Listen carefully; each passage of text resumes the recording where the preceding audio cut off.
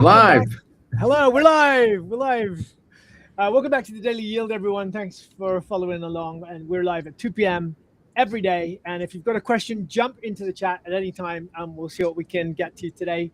I'm here with Daniel, my co-host, and Jonathan Deutsch, an engineer on the team. Before Plow, he co-founded Tumult, a company behind Hype, and spent years at Apple. So he's earned his opinions about what a good spec looks like and about what happens when one quietly lies to you. So here's today's topic. A seed is a markdown file. And that sounds almost too simple to be the whole product, but that's exactly the argument and what we're going to look at today. So we could have made the source of truth something stricter, something that compiles, but we chose plain language so that a person can read it and an agent can run it. Today, why the words are the source of truth and what happens when the words and the working software start to drift apart, okay? So we'll start with why we made that call. So Jonathan, and then we'll take a look at a real markdown file. Jonathan, why markdown as a convention for seeds? Well, Please. Markdown tends to be the native language for AI agents at this point. So if you're running Claude Code or Codex, they pretty much all understand Markdown very well. It's kind of their default choice to output and also default choice to input.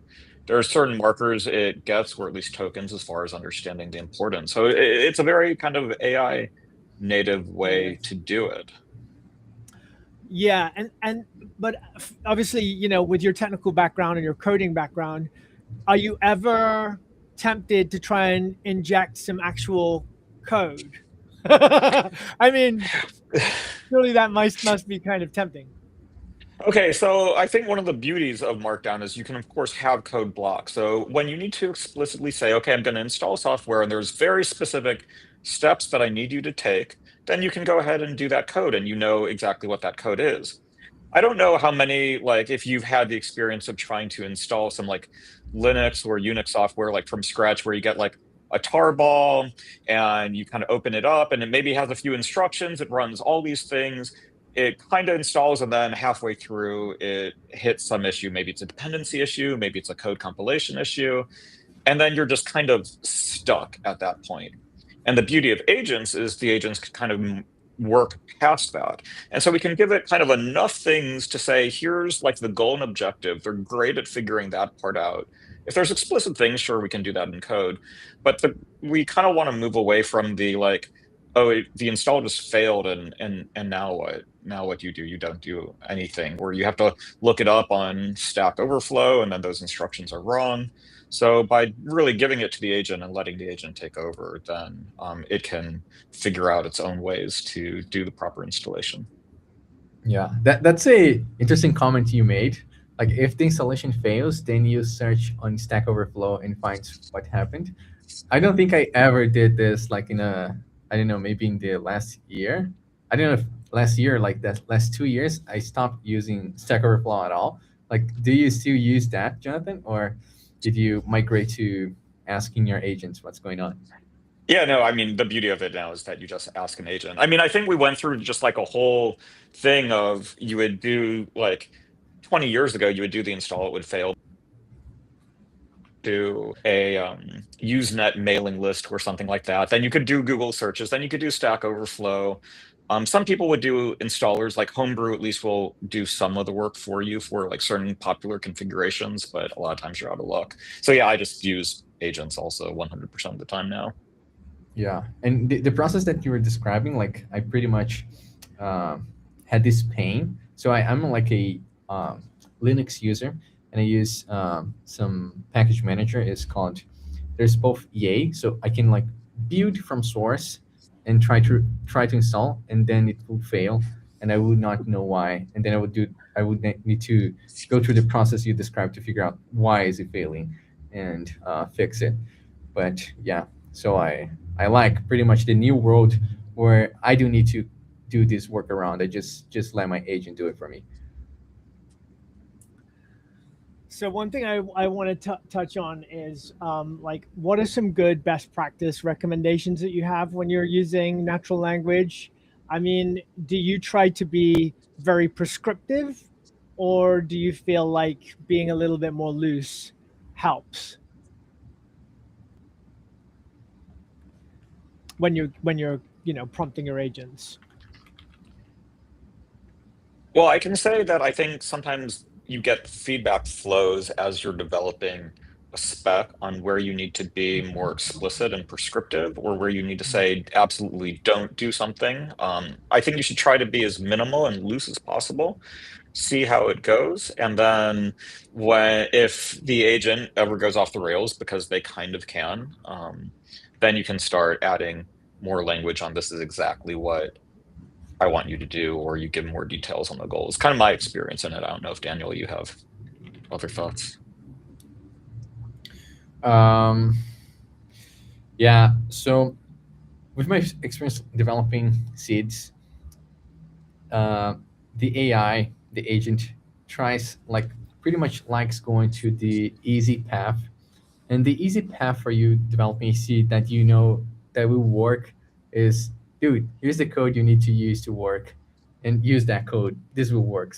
But that's like, I don't like it being that much pres- pres- describing that at that much level. Instead, if I see this happening on my seed, I tell it, hey, that's not how I like seeds. I don't want. I personally, I don't want hard coded code into my seeds. Check this seed that I did that doesn't use code at all. Follow this pattern and develop. Do it again, and your job is only done if you're able to reproduce and solve that seed without having hard coded code in it, and having the result that looks like what I want. So that's the level of expectation I like for my seeds. That's interesting. So you already have seeds that you can reference for your agents. Okay, well, that's maybe where we can segue into what a good spec markdown looks like, right? And maybe talk. And for some people, we are actually actively preparing for another hackathon. So I'm assuming that some of our audience might be interested in some best practice scenarios. Jonathan, could you maybe talk us a little bit through a good spec seed? Yeah, sure. I mean, I think the first thing to do is to look at the seed spec itself and kind of see what it expects and what it wants to do. So that's really the primary source of truth as you refer to that. I think in thinking about a good spec, you have to think about what's a good install experience to some degree. And one thing we've been chasing, and I think it's a little bit of a misnomer, is the notion of like a one-shot install. And it's not really just like, oh, you say install this, but it's that the seed itself can collect everything that it needs to know from the user up front. I think one of the beauties of a seed is that it can customize to the user's environment, but also to users' preferences and how they might want the software to be. So I think one of the most important things in like a seed and developing it is making sure that you say upfront, like, these are the things I need you to collect, and make that first as well. So if you have like, oh, I need this bit of data and it's referenced below, then as the agent comes and installs, it might not really get to that point until later. Even if you say like, oh, look to see what you need, it might not be perfect. And so then you start installing, a couple minutes pass by, and then it's like, oh, hey, I need this data, and wait. So I think that's one of the important things, is to try to like front load all the questions and all the data that at least might be personalized. The prerequisites, requirements, anything in the environment, try to get that ahead of time to check. That way you can kind of filter out errors. That helps the experience. I think clearly stating like goals, what your seed or what the software intends to do is good. I think a lot is dependent on what the software is, but the final thing that I think is really important is making sure to have good verification steps in the seed. We want this to be, first of all, like as automatable as possible. And we want to give users like a high degree of confidence that what was installed is actually working. So I think being able to list, okay, here's how we can verify everything we thought we were going to do got done towards the end is very good.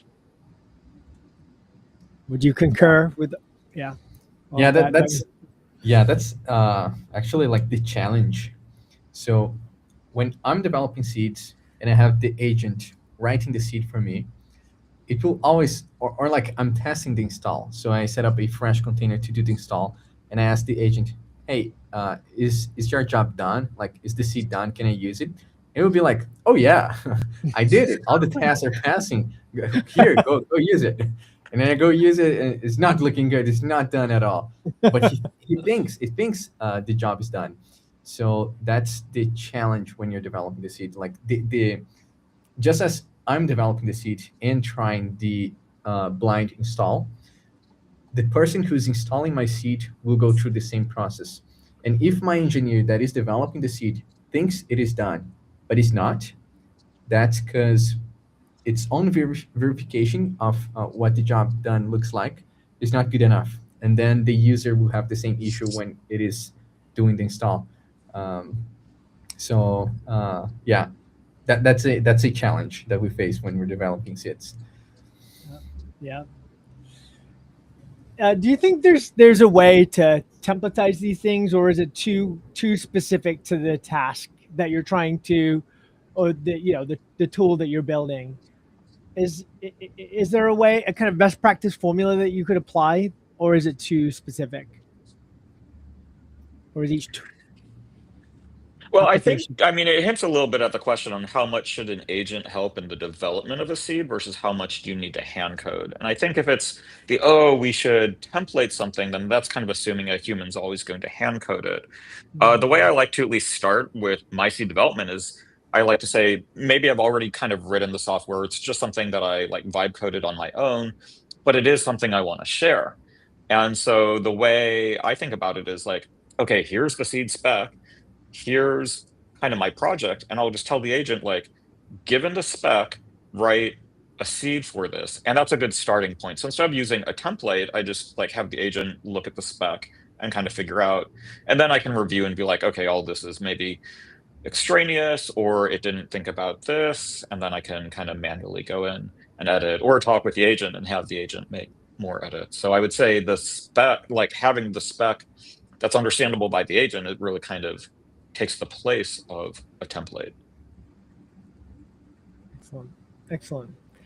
All right. And tell us a little bit about the seeds that you have. You're building a website dedicated to plow approved seeds. Can you talk a little bit about that for us, and maybe give us a little glimpse of a seed or two?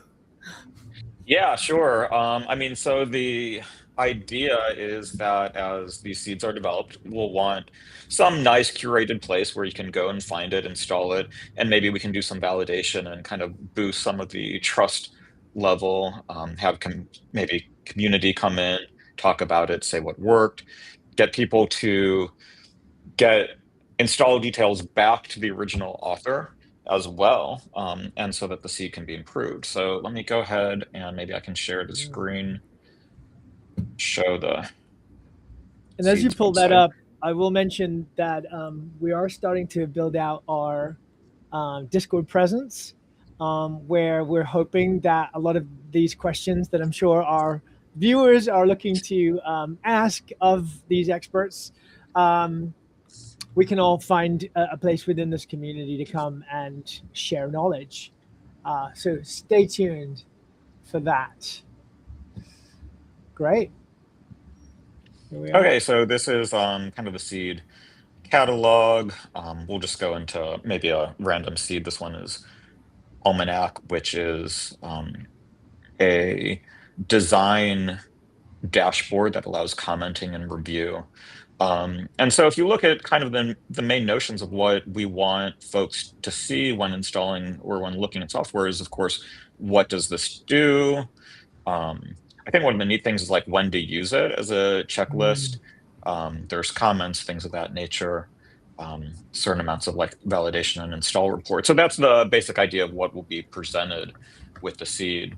If you want to look at the seed spec itself, this is for a different one, but I think it's interesting to look at the spec, and you can see certain things like what the dependencies are, what software is required, certain things to satisfy, like what secrets you might need to know. So all these things that kind of you manually had to think about as a human being before can now be encoded in the seed spec. There's certain like structure gates and things to make sure like, okay, I can't move to the next step unless this step is done. And then there's a whole verification at the end as well. So this is the basic structure of a seed. And it's okay to put like open items, things that, might want to do, things that are non-goals for the seed. But this is a pretty well-formed seed, I would say. Yeah, it looks amazing. What does this particular seed do? So that one is a life dashboard. And the point of this is that you might have, well, everyone has a certain life that is probably hard to manage and organize, especially if your life has a family involved and kids and spouses, and you need to sync everyone together sometimes. And so a lot of people might have like a family calendar, and if it's a handwritten thing, then of course we have all kinds of handwriting issues on that. You mark things out, it's hard to read. So let's move it to the digital realm. Why don't we put a display in our home? We can make it with a Raspberry Pi backend or something, some little computer system. And then this display can have all these different like panels for things that help manage our life. Like, what are the important calendar events? What are some basic messages? What are, it's basically like the refrigerator of the modern age. And so that's what this seed really is about. Nice. And so if I copy that thing, paste into my Raspberry Pi, I will have like that product running for me. That's the goal. Yeah. Give it a try. Yeah, definitely try it out. I don't have a big monitor to put on my refrigerator, but I have my small Raspberry Pi monitor. Do you think I can use that? Will it work? Well, the beauty is that the agent should be able to see, oh, this is a smaller one, and maybe see like, okay, this environment is a little different than what was previously installed, and adapt. So ultimately, I would say, yes, it should work. That's the goal. Nice. Cool. That's incredible. That's incredible. Yeah. So in a way, like I haven't really seen an effective, piece of software that could do that. I'm sure they're out there, but they're certainly not very popular. And it seems to me that maybe with vibe coding, people like are sourcing these new ways to kind of hack their own lives, right? There's kind of like this kind of abundance of people creating personalized software and sharing it. It's kind of an interesting time, right? Because it makes me think like, does this create a threat for software companies writ large? Because people are developing their own software and sharing it. Should software companies be worried? I think a software company always needs to be worried. If you're on the technology forefront, you could always be left behind. Yeah, I think the answer is yes and no. Certain types of software that maybe require expertise or interface with the real world in certain ways, maybe can be a little less worried. But I think if your software, the hard part of the software was coding it in the first place. The coding is so easy nowadays. And if your software wasn't customizable enough and people are unhappy with your software, then they'll just code up their own version that's really well suited to them. So I think that's the world that we're in. And I think, that's the general theory. And so now everyone has all these like custom solutions. And it might be that, oh, this one works really well for me and someone else wants it. And so we need to have ways to share it as well. Yeah, and ways to verify that it's safe. Daniel, have you developed any software that you use daily? Yeah, that's it. That's the thing. So previously I used like IDEs to code, right? So VS Code, Cursor. I think those are the main ones. And previously in the past was just VI, right? And now I have my way of coding, of working with the agents, of managing the tasks, and I developed my own orchestrator to manage the team for me that I'm calling my people. So my people is my people. They manage the work I need to do, right? And this I show every time on my personal string because this is what I use to work, and that's what people are seeing on my screen. So they always ask like, "What is this thing that you're using? Like, where can I use? Is it open source?" And then then I talk about my people, what it does, and that is open source. There is a seed, and people can just install. And today, like really today, I got a video from another person that went into one of my live streams in the past, saw my people, copy the seed and adapt to his workflow, and he's calling another name. I don't remember the name, but like is his version of my people. So that's the beauty. Like it was built specifically for him. Excellent. I've actually seen quite a few of these kind of agentic solutions, kind of be shared. What is it particularly that you think about my people that you think is probably like the strongest feature that people might get a kick out of? Yeah. So, okay. Really, the thing that makes my people excellent and like the best one is because it was built for me. So all my Right. needs, all my pain points, I saw it because it's like, okay, I'm using this thing. I have this need. I needed to do X. I needed to do Y. So I go to my agent and say, hey, can you change my people seed to do X and Y? So for example, a dummy one, when the agent is blocked and needs my input, I need to know that the agent's blocked. So I created one button that if I click, shows all the tasks that are blocked on me. Like there's a blocked on the CEO. So I refer to my agents as the CEO of the company. They're the agents. The boss manages the team, and I'm the CEO, right? So like I created this button that works for me because that's my need. I frequently I'm looking for what is the most recent, the ones that I care the most, the tasks that I care the most. So I created a pinpoint so I can pin the tasks that I like. So like all these decisions is because I need, and if someone needs to install the same software, there isn't a software. There is the description of what my people is. And if they don't need the pin or my button, they can just say, hey, throw away this. I don't need this button. I don't need this pin. Do X, Y, and Z because I prefer this other version of my people. Excellent.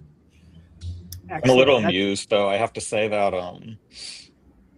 if my people is usually you managing agents, now it's almost like the agents need to manage upward and manage you a little bit too. Yeah. So that's a challenge that I'm facing. I The reason why I built my people is because the agents do some dumb mistakes. So, for example, hey, agent, I need you to work on project X. Uh, do that thing for me. And then it tries, and then it fails, and it says, hey, I found a solution for the thing you told me you want me to build. Would you like me to go ahead? Just give me the green light, and I will work for you. And I'm like, I told you, you know it's important for me. I don't need to give the green light if you. I just need the thing done. So I built my people to manage those agents for me. And what's happening? So it's solved partially, but now the boss is also like suffering from the same issue. They're being blocked on me on different reasons.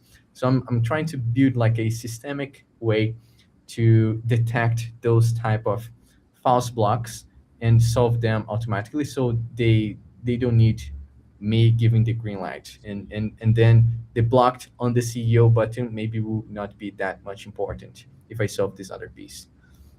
Excellent. And we got a message, a question in the Oh, chat. great. Oh, cool. Yeah, for someone writing their first seed spec, what should be explicit enough that an agent cannot misread it?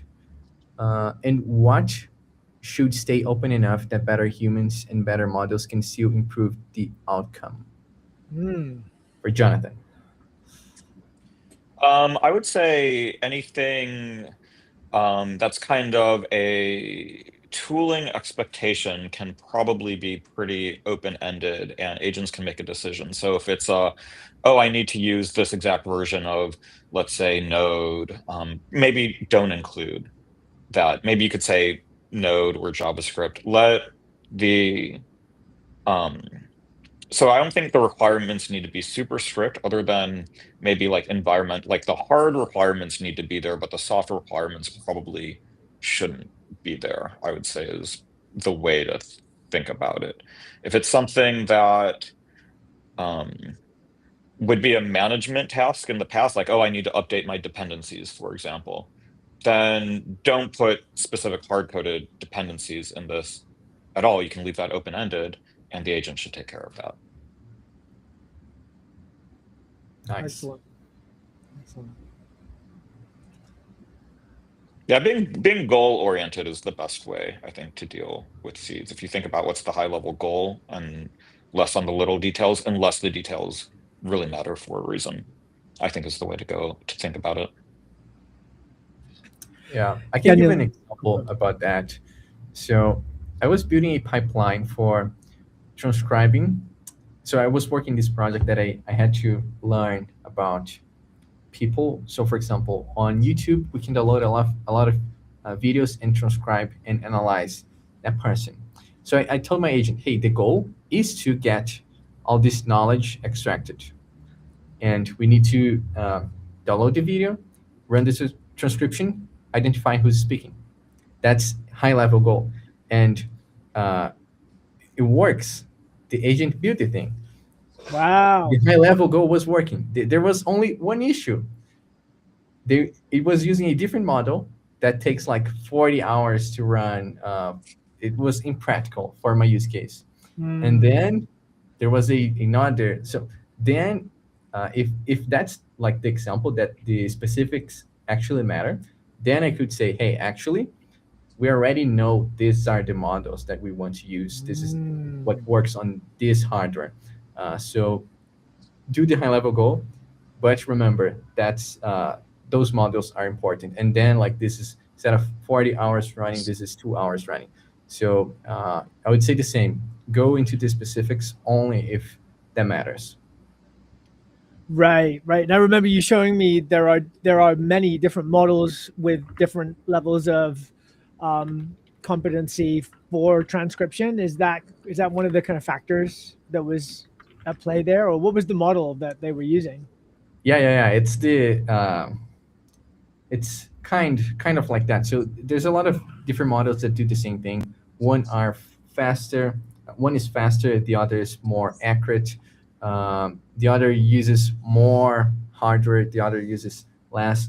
And that the thing is, I did a lot of experiments in the past, and I know this one works best for me. But if I'm asking the agent out of the blue, it will say, hey, just use this X, Y, and Z. These are what people use the most.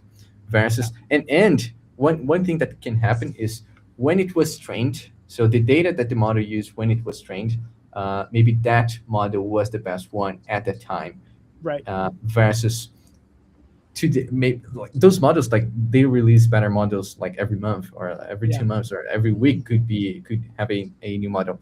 And if I know that the AI will not know about this new thing and that is important for this specific use case, then I will manually let the AI know about that. Yeah. All right. One last question for each of you. Daniel, where could people get hold of My People if they wanted to give it a spin? Where can they download that? Yeah, so we do have Plow PPC GitHub repo, and they actually, I'm not sure if this is listed on the main website, but if it's not, like people we need to look around our Plow PPC GitHub repo to use. Okay. Got it. And Jonathan, have you managed to make use? Have you created a kind of alternative digital agentic self that's helping you run tasks and delegate tasks too? Have you done that? I've tried a few different for some larger tasks. I find, especially when doing the website, so much of it is very detail oriented that my workflow is still a lot of the kind of change a few things or go through a different bit, and then I like to do a lot of review. So I'm probably not quite at the sophistication level that Daniel's at as far as agents and bosses and things of that nature. Well, But I have a lot of tasks running in parallel, and I do a lot of not code review, but a lot of kind of visual review and testing. That's always been my development workflow, so that's what I still like to do. great. We have another question, but unfortunately we are at time, and I am going to be strict about keeping us to time on these. So that's it for today. Quick reminder that we're doing this live for half an hour at 2 p.m. every day to talk through the things that actually matter right now. Stuff that we're coming up against firsthand building Plow. The goal is for us to share what we're learning in real time and also get learnings back from our audience. So come and hang out and tell your friends. We're here 2 p.m. every day, the Watch Me Pivot live stream on Twitch, or you can find us at watchmepivot.com. Thank you so much for coming on, Jonathan. We look forward to having you back on sometime probably later in the week. Sounds great. It's fun being Thanks, here. Daniel.